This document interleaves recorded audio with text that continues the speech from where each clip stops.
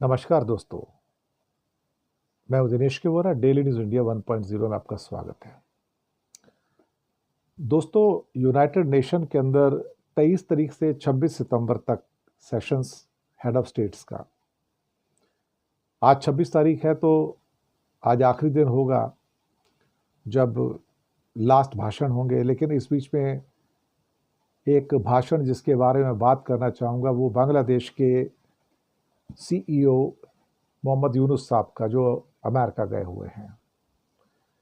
भाषण दिया और मोदी पर बरसे, इंडिया पे बरसे, और कहा कि आपने हमारे छात्रों को रेस्पॉन्सिबल ठहराया, आपने हमारे स्टूडेंट्स के ऊपर, आपने शेख हसीना को शेल्टर दी जो कि इस देश की क्रिमिनल है।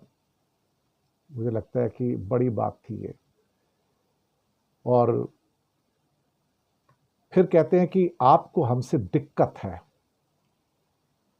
बोलता है भारत को हमसे दिक्कत है और अब हमें भी भारत से दिक्कत है।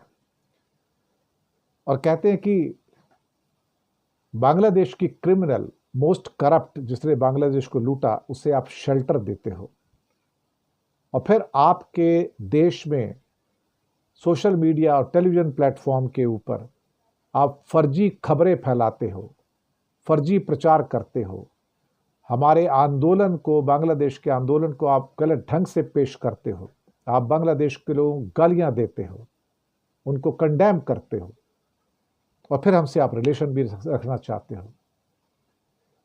तो हमारे और आपके रिलेशनशिप बहुत ज़्यादा टेंस है इस टाइम, क्योंकि आपको हमारे स्टूडेंट्स के द्वारा किया गया आंदोलन और एजिटेशन पसंद नहीं आया, और आप शेख हसीना की मेज़बानी करते हो, जो क्रिमिनल है, और उन्होंने सारी समस्याएं पैदा की।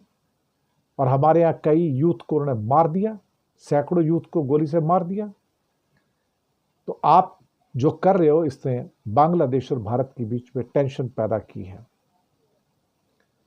अब मुझे लगता है कि जो इल्ज़ाम उन्होंने वहाँ जाके यूनाइटेड नेशन की धरती से लगाया है, तो ये तो खबर सब जगह 200 के 200 मुल्कों तक पहुँच जाती है। और यहाँ से जो मैसेज दिया जाता है यूनाइटेड नेशन की ज़मीन से, माइक से, वहाँ जो उनका पोडियम है, वहाँ से जो भाषण दिया जाता है, मैसेज दिया जाता है, वो दुनिया में सब जगह जाता है।